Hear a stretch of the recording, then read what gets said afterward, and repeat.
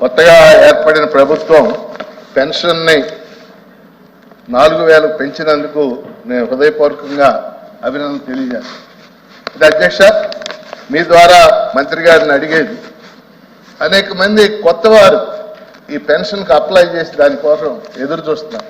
ముఖ్యంగా పెళ్లిళ్ళు అయ్యాక ఫ్యామిలీ నుంచి విడిపోయి కొత్త ఫ్యామిలీ ఏర్పడి అలా గ్రామీణ ప్రాంతాల్లో అనేక మంది ఆ పెన్షన్కి అప్లై చేశారు.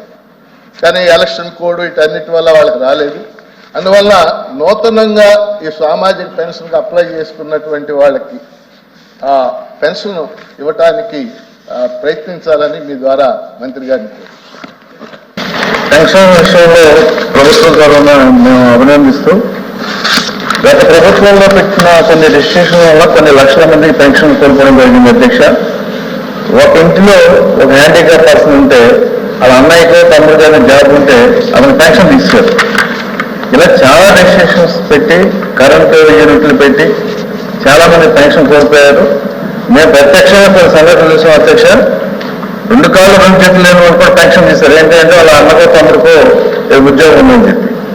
కాబట్టి అవన్నీ కూడా ఈ ప్రభుత్వం కన్సిడర్ చేసి రిలాక్సేషన్ చేసి అందరికీ పెన్షన్ ఇస్తామని చెప్పి మేనిఫెస్టోలో ఉంది.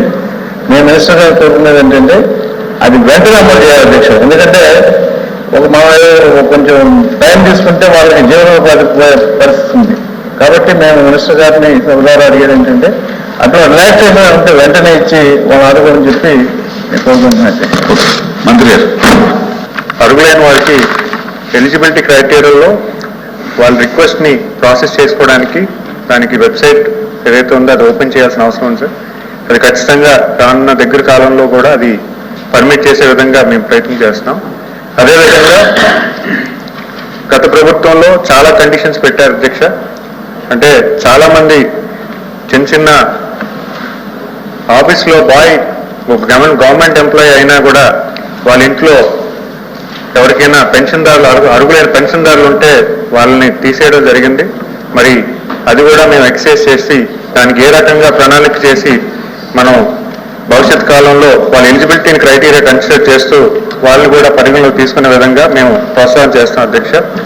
Thank you.